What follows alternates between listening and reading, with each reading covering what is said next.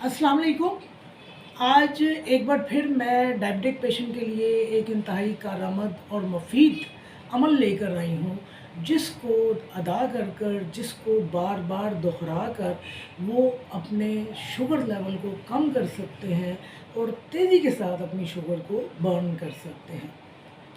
किसी भी उम्र के हिस्से में आप हैं, आप नौजवान हैं, मिडिल एज के हैं, बुढ़ापे में हैं, ज़ईफ़ हैं, नातवा हैं, किसी भी एज में हैं और आप शुगर का शिकार हैं, तो आपने करना क्या है कि आपने ज़मीन पर बैठ जाना है। अगर आप ज़मीन पर नहीं बैठ सकते तो आप अपने बेड के ऊपर बैठ जाइए। चारपाई नहीं सही रहेगी, इसके लिए आपको किसी हमवार सतह पर होना ज़रूरी है। चारपाई चूँकि थोड़ी ढीली होती है तो लिहाजा बेड पे आ जाइए या ज़मीन के ऊपर आ जाइए। ज़मीन पे मैट बिछा लीजिए और सबसे आसान तरीका ये है कि अगर आपके पास मैट नहीं है तो जैनमाज़ बिछा लीजिए। अपनी टाँगों को फैला लीजिए। टाँगें फैलाने के बाद अपनी दोनों एड़ियों को ज़मीन के साथ तेज़ी से रगड़ें। जैनमाज़ बिछाना और मैट बिछाना इसलिए ज़रूरी है कि जब डायरेक्ट आप अपनी एड़ियाँ ज़मीन के साथ रगड़ेंगे तो आपकी एड़ियों के ज़ख्मी होने के चांसेस हैं।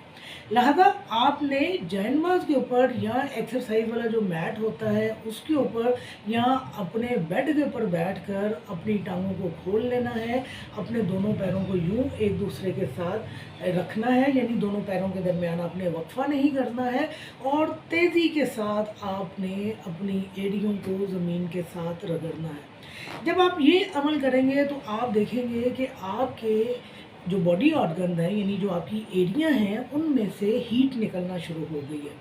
ये हीट निकलना इस बात का मज़हर है कि आपकी शुगर जो है वो बर्न हो रही है, इस्तेमाल हो रही है, ब्लड में उसके लेवल जो हैं वो कम हो रहे हैं।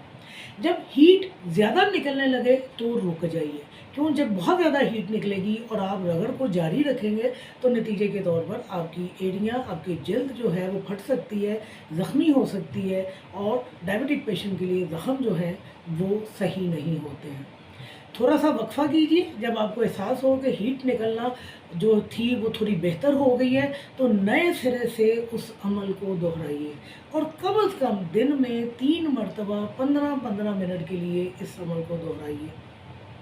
आप देखेंगे कि आपकी शुगर जो है वो इस्तेमाल होना शुरू होगी, आपकी एनर्जी इस्तेमाल होना शुरू होगी और आपके शुगर लेवल कम होना शुरू हो जाएंगे और डायबिटीज़ से होने वाले नुकसानात से ना सिर्फ आप बच जाएंगे बल्कि आप सेहत हासिल करना शुरू कर देंगे।